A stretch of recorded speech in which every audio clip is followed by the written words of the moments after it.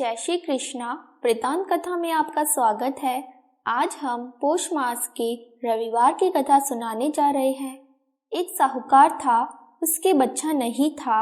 एक दिन सवेरे वो बाहर गया, देखा एक किसान खेत में दाना डालने जा रहा था। साहूकार मिलते ही वो वापस लौट गया और बोलता गया, आज तो शगुन अच्छा नहीं हुआ। साहूकार ने सुना, उसका मुंह उतर गया। उसकी पत्नी ने पूछा, आज क्या बात है?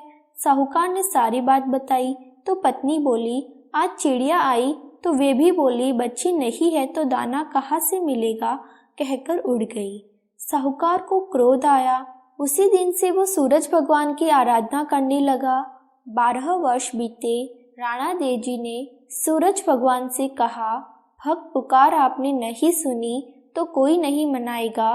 तो भगवान को दया आई, प्रकट हुए और बोले, साहूकार तेरे नसीब में बच्चा नहीं है, पर मेरे आशीर्वाद से तुझे कन्या होगी। वो हंसेगी तो हीरे मोती बिखरेंगे। उसने घर आकर पत्नी को भी बताया। 9वें महीना एक कन्या ने उनके घर जन्म लिया। नायन नहलाने आती, वो हंसती मुस्कुराती तो हीरे मोती गिरते। उनको वो नायन लेके चली जाती। 1.25 महीना बीता। साहूकार की पत्नी नायन से बोली, अब मैं नहला दूंगी। वो नहलाने लगी। बच्ची हंसे तो हीरे गिरे, मुल्के तो मोती गिरे। अब तो वो समझ गई कि नायन ने तो खूब हीरे मोती इकट्ठे कर लिए। लड़की बड़ी हुई तो माँ बाप ने सोचा, घर में तो धन बहुत है, घर जमाई रख लेते हैं। एक गरीब लड़का ढूंढा, उसके साथ लड़की का ब्याह कर दिया। माँ दिन उगते ही बेटी को उठाने जाती और उसका मुंह देखती तो लड़की का पति बोला, अपने बीच सुबह सुबह माँ का क्या काम? तो लड़की बोली, माँ का नियम है कि वो सुबह होते ही वो मेरा मुंह देखती है। दूसरे दिन वो सुबह उठा और उसका मुंह देखा तो उसके मुंह में से हीरे मोती बिखरे। वो समझ गया कि इसलिए सासू इसका मुंह पहले ही देख लेती है। थोड़ी देर बाद लड़की की माँ आई तो हीरे मोती नहीं मिले। माँ समझ गई कि जमाई को पता चल गया है। माँ के मन में कपट आया। उसने एक आदमी को जमाई को जान से खत्म करने भेज दिया।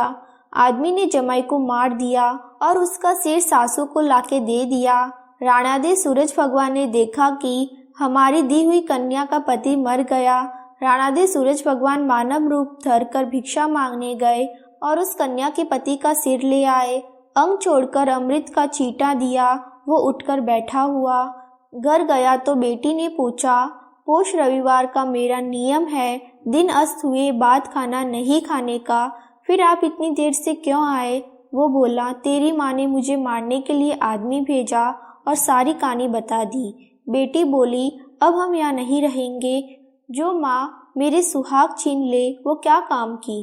बेटी अपने पति के साथ अपने घर में रहने लगी। उसके घर में सुख समृद्धि हो गई। माँ के धीरे धीरे दरिद्रता आ गई। सूरज भगवान बेटी पर प्रसन्न हुए। वैसे सब पर प्रसन्न रहना। खोटी की खरी, अधूरी की पूरी।